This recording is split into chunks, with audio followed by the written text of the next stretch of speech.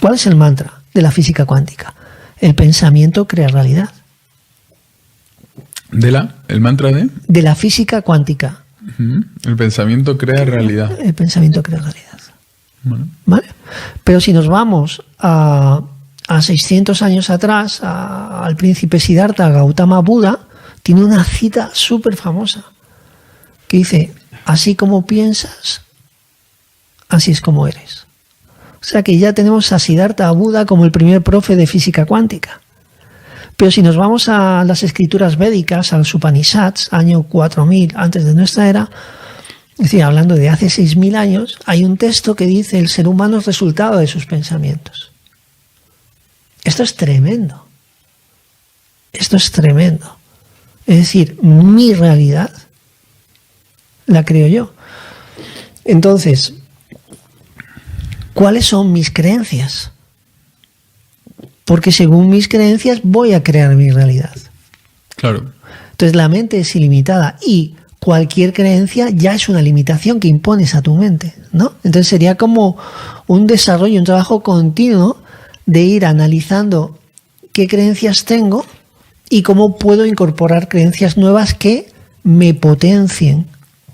Entonces imagínate que en esta etapa de 0 a 7 años o de 0 a 14, la creencia que te han impuesto en casa, tus padres, tus hermanos, tus tíos, tus amigos, tus primos, tus compañeros del cole, es que no vales.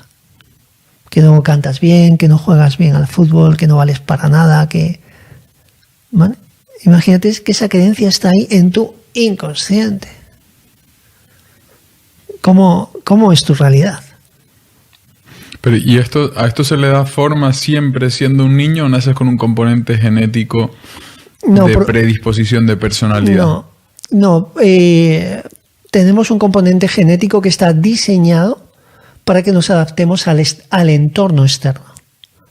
Pero lo que es la formación de la personalidad, de tu carácter, de tu temperamento, el temperamento a lo mejor sí es más, podríamos decir, sin que sea exacto, que es más genérico, ¿no? Yo tengo un temperamento, puede ser colérico, puede ser flemático, ¿no?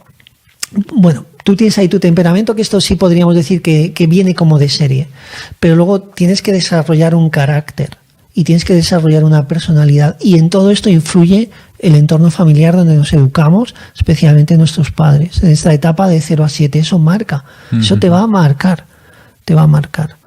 Claro, ahí supongo que también depende de la forma de interpretar ciertos estímulos que tenga luego cada persona, pero claro, también eso estará condicionado por otros estímulos anteriores. O sea, al final es complejo. O sea, yo, por ejemplo, la situación que vivía con mi padre es una persona de pocas palabras, es más bien frío, no es una persona muy reactiva, muy emocional. Entonces yo le traía buenas notas de niño al colegio y él, vale, muy bien, y me las daba. Y claro, mi interpretación de esa realidad era, pues claro, no se impresiona porque ya se lo espera porque confía en mí. Pero digo, eso a lo mejor aplicado a otra persona en otro contexto, pero eso a su vez también esa estructura de pensamiento se diseña por otros estímulos a lo largo de esa etapa. Vamos a analizar este ejemplo. ¿Alguna vez te has preguntado por qué tu papá tenía esta reacción emocional? Sí, o sea, para mí mi interpretación es su forma de ser. ¿Y qué pasaba, por ejemplo, con la relación entre tu papá y tu abuelo? ¿Cómo era tu abuelo y cómo trataba a tu abuelo? No conocía a mi abuelo. Claro. Entonces, no, y esto en general lo digo. No, está claro que está todo vinculado. Es una cadena ahí infinita. Ahí vamos. Imagínate que tu papá estudiaba muchísimo, se esforzaba, quería complacer a tu abuelo, daba lo mejor, llegaba con las notas a casa y tu abuelo ni las miraba. O ni siquiera le abrazaba o ni siquiera recompensaba. Ya no digo con algo material, sino simplemente muchas veces lo que queremos es afecto. Pues entonces tu papá, o el mío, porque son situaciones muy similares, pues ha mostrado una frialdad, pero a lo mejor él no es así, pero ha sido educado así. Y entonces él, en su código de creencias, tiene que ser la forma de mostrar sus sentimientos, sus emociones. Hemos sido educados, por favor, en que los hombres no lloran, ¿no? Y ahora vámonos un poco más para atrás. ¿Cómo trataba tu bisabuelo a tu papá? Que a lo mejor tu bisabuelo ni siquiera fue al cole. O a lo mejor tu abuelo no tuvo tampoco la oportunidad de ir al colegio porque tenía que trabajar en el campo. No, imagínate cómo viene todo. Es infinito. Es infinito. Entonces, eso sí está en el ADN. Claro. Entonces, claro, es muy difícil. En el colegio no se enseña inteligencia emocional.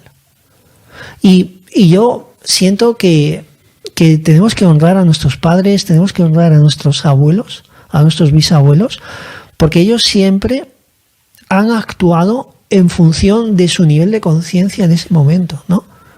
Pero claro, nosotros como hijos queremos ser vistos, queremos ser reconocidos, venimos aquí a que nos amen, ¿no? A experimentar el amor, y eso es algo que siempre estamos como en ese anhelo, ¿no? Entonces, bueno, todo lo que nos sucede en la vida es una experiencia. Y volvemos al principio del programa. Tengo un pensamiento, tengo una emoción, tengo una acción, tengo un resultado. Si no me paro a pensar, a reflexionar sobre cuál es la base de esta experiencia que he vivido hoy, es muy difícil que pueda llegar a mi sistema de creencias con algo que me potencie. Y vivimos en piloto automático.